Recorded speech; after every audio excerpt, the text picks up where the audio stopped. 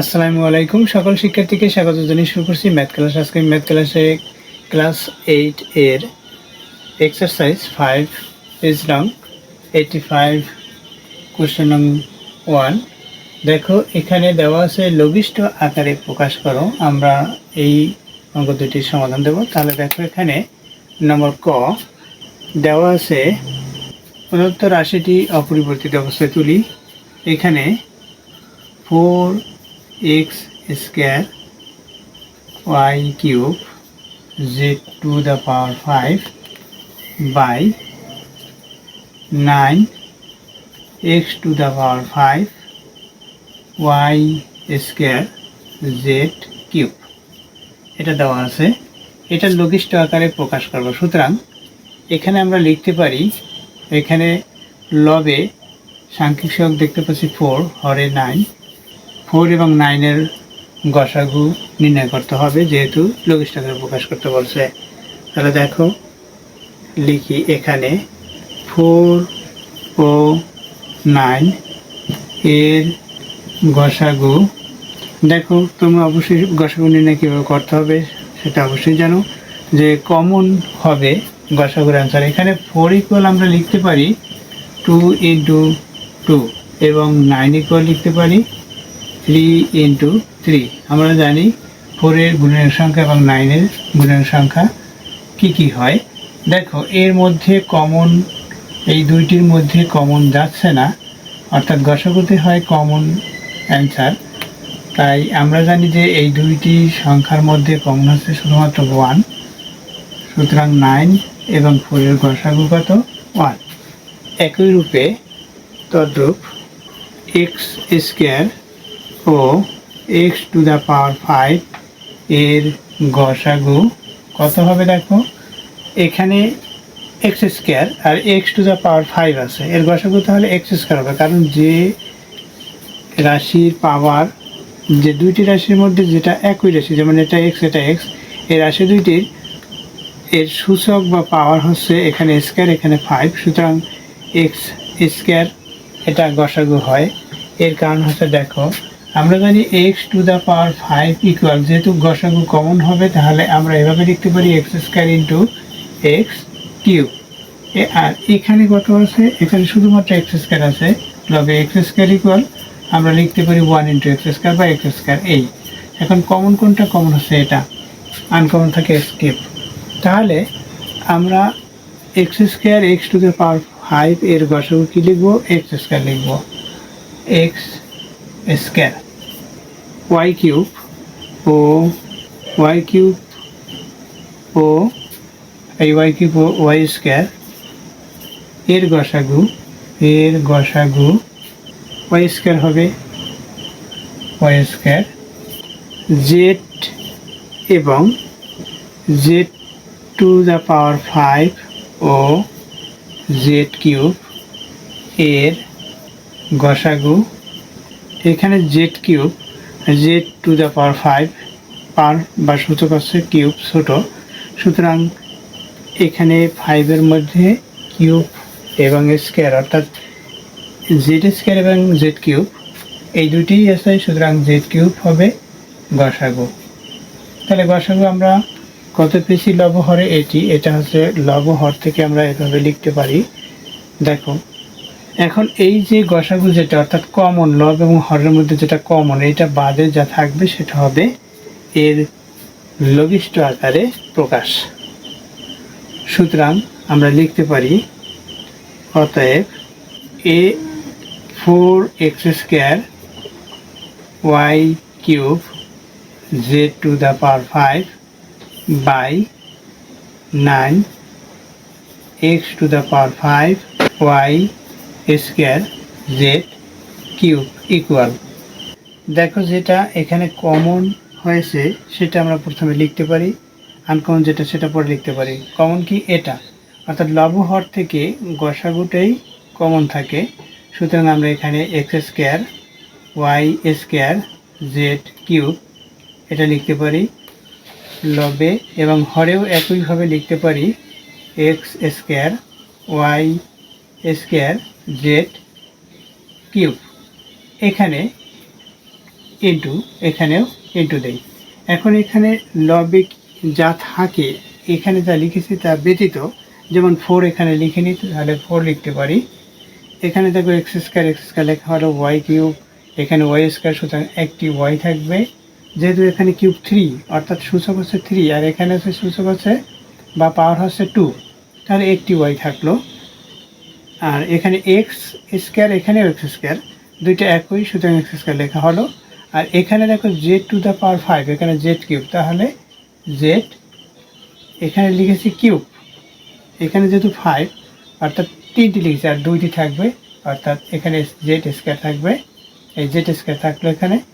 এরপর হরে কি থাকে, হরে এখানে 9, এরপর দেখো এক্স টু দ্য পাওয়ার 5, এখানে আমরা কত লিখেছি, এক্স স্কোয়ার লিখেছি, এখানে 5 আর এখানে স্কোয়ার লিখেছি, তাহলে থাকবে এক্স কিউব। কারণ আমরা জানি 3-র সাথে 2 প্লাস করলে 5 হয়। এখানে গুণের সময় আমরা জানি এটার এই একই ভিত্তি হলে পাওয়ারের সাথে পাওয়ার যোগ হয়ে 5 হয়।